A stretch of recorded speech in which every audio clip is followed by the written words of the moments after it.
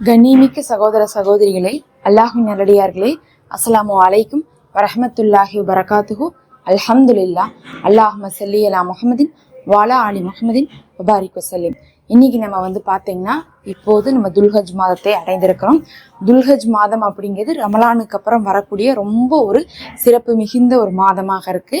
அந்த மாதத்துல முதல் 10 நாட்கள் ரொம்ப சிறப்பிச்சு அல்லாஹ்வே குர்ஆன்லேயே கூறியிருக்கான். துல்ஹஜ் மாதம் ஏன் இவ்வளோ சிறப்பு, இதில் என்ன அமல் செய்யணும் அப்படிங்கிறதை நம்ம பார்க்கலாம். முதல்ல துல்ஹஜ் மாதத்தை பற்றி சொல்லும் போது நம்ம ரமலானுக்கு அப்புறம்னு நம்ம சொன்னோம். ஏன் நம்ம ரமலானுக்கு அப்புறம் அப்படின்னு நம்ம சொல்கிறோம்னு பார்த்திங்கன்னா, ரமலானில் ஈது வருது, 30 நாள் நோன்பு வைக்கிறோம்.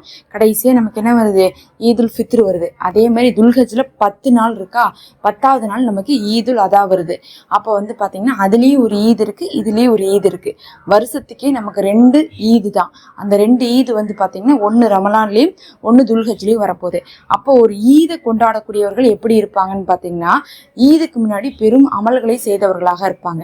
அந்த நாட்களை மிகவும் இபாதத்தில் கழிச்சவங்களா இருப்பாங்க. எப்படி ஒரு மாதம் ரமலானுக்காக நம்ம நோன்பு வச்சு ஈதை கொண்டாடுறோமோ, அது மாதிரி இப்போ இருக்கிற இந்த 10 நாள் இருக்குது பாருங்க, அதில் முதல் 9 நாள் நோன்புகளை வைத்து விட்டு நம்ம என்ன பண்ணோம், ஈது கொண்டாடணும்.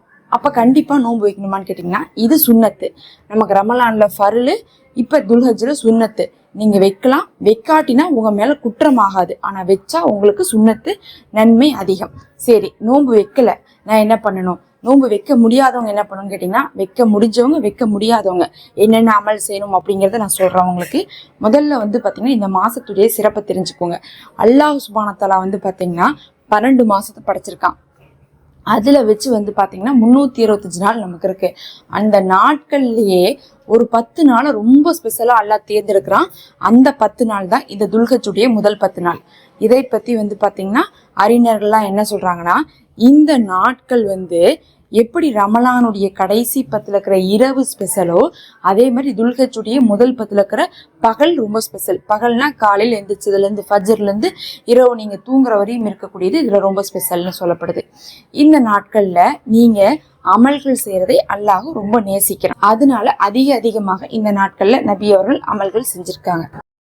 அதுலேயும் ஒரு அறிவிப்பு வருது பாருங்க. நபி ஸல்லல்லாஹு அலைஹி வஸல்லம் அவர்கள் சொல்கிறாங்க, நீங்கள் மற்ற நாட்களில் செய்கிற அமல்கள் எல்லாத்தையும் விடவும் இது அமல்களின் தாயாக இருக்குன்னு இருக்காங்க. ஏன் அமல்களின் தாயாக இருக்குன்னு சொல்லிட்டு பார்த்தீங்கன்னா, நமக்கு அமல்கள்னால் என்ன தெரியும்?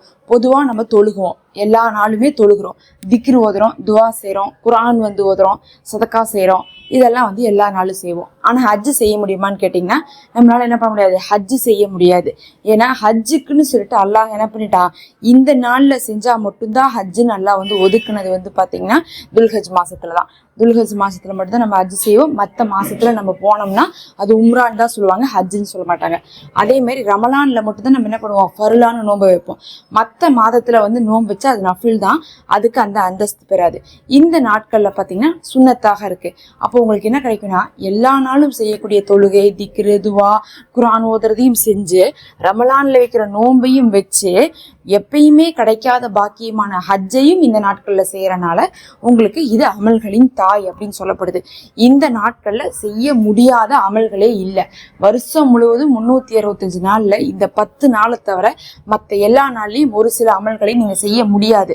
செய்யறது உங்களுக்கு ஃபர்லாக இருக்காது. அப்படி பார்க்கும்போது இந்த நாட்களில் உங்களுக்கு எல்லாமே செய்ய முடியும். ஃபர்லு, சுன்னத்து, நஃபுலு அப்படிங்கக்கூடிய அடிப்படையில் அல்லாஹும் என்ன பண்ணுறான், அதை நேசிக்கிறான். அப்போ தான் பார்த்தீங்கன்னா ஒரு தடவை நபி அவர்கள் சொல்கிறாங்க சஹாபாக்களை நோக்கி, இந்த நாட்களில் நீங்கள் அமல்கள் செய்வதை அல்லாஹும் மிக மிக நேசிக்கிறான்ட்டு. அப்போ என்ன பண்ணுறாங்க சஹாபாக்கள் கேட்குறாங்க, யா ரசூலுல்லாஹ் ஜிஹாதை விடவான்னு கேட்குறாங்க. ஏன் அப்படி கேட்டிருக்காங்கன்னா, ஜிஹாத் அப்படிங்கிறது இறை வழியில் போரிடுவதுன்னு அர்த்தம். அப்போ இஸ்லாத்துக்காக போராட்டம், போர் இதெல்லாம் நடந்துகிட்டே இருந்துச்சு. அந்த சமயத்தில் அமல்கள் செய்கிறதுக்கு நேரம் இல்லாமல் இருந்திருக்கும். அப்போ கேட்குறாங்க, அமல்கள் செய்யட்டுமா இந்த நாட்களில், இல்லை போர் செய்யட்டுமாங்கிற மாதிரி கேட்கும்போது, நீங்கள் இறைவழியில் போர் விடுவதை விடவும் சிறந்தது இபாதத் செய்வது தான்.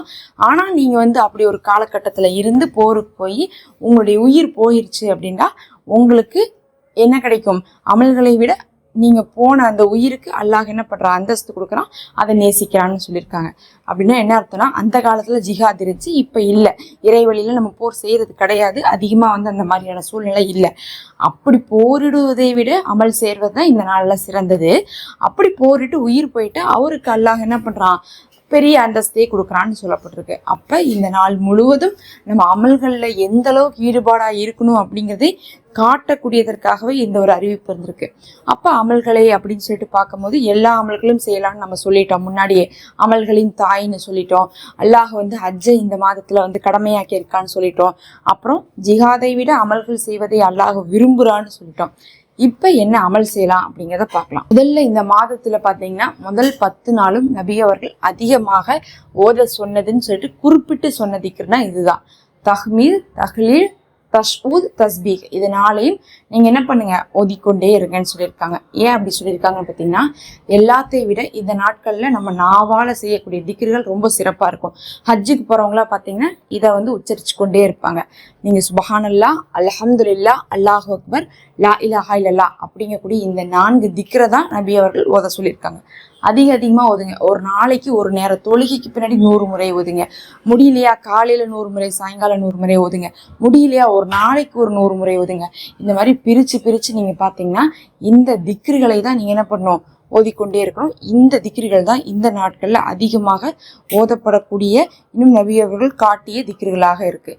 அப்போ இந்த திக்ருகளை இந்த நாட்களில் எந்த நேரமும் நீங்கள் ஓதிக்கொண்டே இருக்கலாம். இது மட்டும் இல்லாமல் வந்து பார்த்தீங்கன்னா இந்த நாட்களில் எல்லா நல்ல அமல்களும் நம்ம செய்யலாம்னு சொல்லியிருக்கோமா, அதனால நீங்கள் கருத்தில் கொண்டு என்ன பண்ணணும், கொஞ்சம் நேரத்துக்கு ஒரு அமல்களில் உங்களுடைய நாக்கை வந்து என்ன பண்ணுங்கள், ஈரமாக்கி வைங்க. அதிகமாக திக்ரு ஓதுங்க. 5 நேர தொழுகையை முதல்ல கடைப்பிடிங்க. அதுதான் இந்த நாளில் பிரதான அமலாக இருக்கும். எல்லா நாள்லையுமே ஃபர்லு உங்களுக்கு சாய்ஸே கிடையாது. அதனால் ஃபர்ல் தொழுகைகளை நீங்கள் விடக்கூடாது. இந்த நாளாவது 5 நேரமும் ஒழுங்கான ஒழு செஞ்சு நேரத்துக்கு தொழுவுங்க. இது அமல்களை அல்லாஹ் விரும்பும் நாட்கள். போரை விட அமல்களை விரும்புகிறான்னா எந்த அளவுக்கு நம்மள்ட்ட அமல்களை எதிர்பார்த்துட்டு இருப்பான்னு பாருங்க. இந்த நாளில் வருஷத்துலேயே வச்சு அதிக அமல்களை நீங்கள் செய்ததாக இருக்கணும் அப்படிங்கிற எண்ணத்தோடு செய்யுங்க. ரமலான் முடிஞ்சிருச்சு, அடுத்து இப்போதான் துல்கஜ் வந்துருக்குன்னா இந்த ரமலானில் நம்ம எப்படிலாம் அமல் செய்வோம் சொல்லுங்கள். போய் குரான் ஓதிக்கிட்டே இருப்போம், அதுக்கப்புறம் வந்து என்ன பண்ணுவோம், நோன்பு வச்சுக்கிட்டே இருப்போம். இன்னும் வந்து பார்த்தீங்கன்னா தொழுகையை ஒரு நேரம் விட மாட்டோம், ஹராமானதை பார்க்க மாட்டோம், ஹராமானதை பேச மாட்டோம். அதுக்கு பதில் வீட்டில் இருந்து ஏதாவது வந்து பார்த்தீங்கன்னா நல்ல விஷயங்களை மட்டுமே பார்ப்போம். அந்த மாதிரி நீங்கள் என்ன பண்ணணும், இந்த நாட்களில் ஹராமை விட்டு விலகி அலாலான விஷயத்தில் மட்டும் ஈடுபட்டு நன்மைகளை அதிகமாக செஞ்சுக்கோங்க. அதே நேரத்தில் எல்லாமே செய்யலான்னு சொல்லிட்டாலும் குறிப்பிட்டு நம்ம சொன்ன இந்த ஒரு திக்ரை தவிர நபி அவர்கள் குறிப்பிட்டு எதையும் சொல்லலை. அப்போ உங்களுக்கு வந்து ஏதாவது சொல்லுங்கள், சொன்னால் தானே செய்ய முடியும் அப்படின்னு கேட்டால், உங்களுக்கு அடுத்தடுத்து வரக்கூடிய வீடியோக்களில் சில துவாக்கள், சில திக்ருகள் எதெல்லாம் நன்மை அதிகமாக இருக்கோ, பலன்கள் அதிகமாக இருக்கோ அதை நம்ம போட்டுக்கிட்டே வருவோம். இந்த துல்கஜ் மாதத்தில் நம்ம போடுறதெல்லாம் என்ன பண்ணிக்கோங்க, அவ்வப்போது வந்து ஓதிக்கொள்ளுங்க. இந்த நாட்களில் நீங்கள் எல்லா அமல்களையுமே செய்யலாம். எல்லாமே சிறப்பானதான். உங்களுக்கு தெரிஞ்ச மிக எளிமையான அமல் செய்தால் கூட அல்லாஹ் உங்களை ரொம்ப நேசிக்கிறான். அதிகமாக இஸ்திகஃபாரும் இந்த நாட்களில் செய்துவாங்க. அஸ்தோஃபுல்லா அப்படின்னு சொல்லக்கூடிய இந்த திக்ரையோ, இல்லை அல்லாஹ் மகுஃபிர்லி அப்படின்னு சொல்லக்கூடிய திக்ரையோ, இல்லை வந்து துவாக்களையோ, அதாவது பாவ மன்னிப்புக்காக வந்து நீங்கள் அதிகமாக இந்த நாளில் ஓதுங்க. அல்லாஹ்வுடைய திரு பொருத்தம் உங்களுக்கு கிடைக்கும். இந்த 10 நாளும் ஏதாவது ஒரு நியத்து வச்சு அமல் செஞ்சீங்கன்னா அது எதுவாக இருந்தாலும் அந்த நியத்து உங்களுக்கு கபுலாகும். இன்ஷா அல்லாஹ் அடுத்தடுத்து வீடியோ வரும். மறக்காமல் சப்ஸ்கிரைப் பண்ணி வச்சுக்கோங்க. நம்ம சேனலில் மெம்பர்ஷிப் இருக்குது, ஹதியாவாக ஜாயின் பண்ணிக்கோங்க.